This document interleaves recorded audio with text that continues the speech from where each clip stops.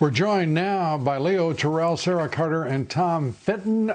Great to have you guys back and to talk about what is really the attempted murder of dissent in this country by corporate America, the ideological left.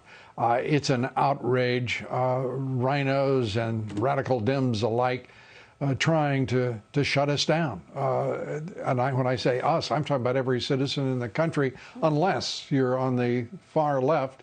You are safe there. But the rest of us, it's problematic, right, Tom? Yeah, they don't want us anywhere on the internet. This isn't about Twitter or Facebook or Google. Their belief is that we don't have the right to dissent from any of their public policy positions. We can't ask about the elections. We can't ask about Joe Biden. We can't even ask about taxes or COVID or lockdowns or anything like that. If you have a view that's different than what now will be the government view, you have a whole raft of corporations that will suppress you. Every American should be concerned about that. Every American. Sarah? Yeah, we are not the enemy. Sarah? We are not a malignancy. Yeah, we are not the enemy, Lou. We are not a malignancy. We are not deplorables. We are the American people. We have rights under our Constitution.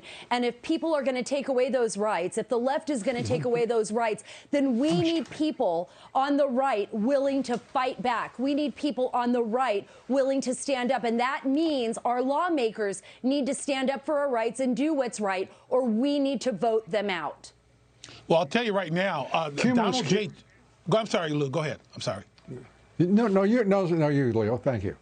Donald J. Trump has redefined the Republican Party. He made it the people party. We can't rely on the rhinos. Forget them. People like myself who have been committed, he has enlarged the Republican Party. And that is what scares the Democrats. He has changed the composition of the Republican Party. It's a party of inclusion. It's a party that has civil rights attorneys, people of all different colors. And that's what we have to rely on. We need Donald Trump. The rhinos, I am not putting my stock in the rhinos.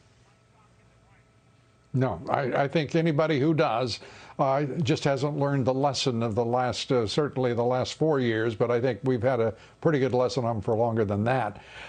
Let's turn to Cumulus Communications. They run, they've got programming on 400 and some odd stations in this country. They just served notice on their conservative talk show host, Tom, that they're just can't be talking about that election. What do you make of? By the way, they have Mark Levin, they have Dan Bongino, amongst others, or they could be fired. I mean, this is really bringing the hammer down. Your thoughts? Yeah, I'd like to be a fly on the wall in conversations between Mark Levin and his bosses about this. I tell you, look, people like Mark Levin are going to keep on talking the truth.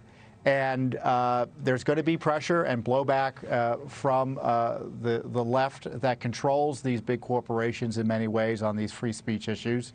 But as Sarah's pointed out, we just got to keep on speaking the truth.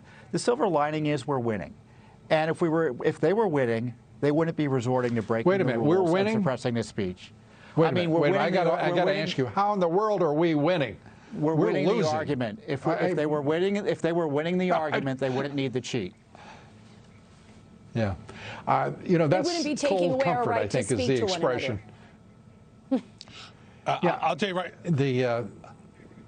Go ahead. In my opinion, the campaign to regain American freedom starts January 21st, when we got to go after those 2022 primaries and take over the House and the Senate. To me, the campaign starts the day Joe Biden gets inaugurated. We have to get those new Trump Republicans in the House and Senate. Well, I think that's true, and I think also we've got to understand just how severe the threat is. You were saying, Tom, that that we've got, that we're winning the argument. I think that Paul Ryan would say we were winning the argument back in 2018 too. The fact of the matter is, the Republicans haven't won an argument or much in the last 2 years, despite the great leadership of Donald Trump. They've got to change the leadership of the party. And what did they do? They lost the Senate, they lost the presidency, and, well, Ronna McDaniel gets to keep her job. Failure doesn't seem to affect Republicans, does it? Sarah, you get the last 20 seconds.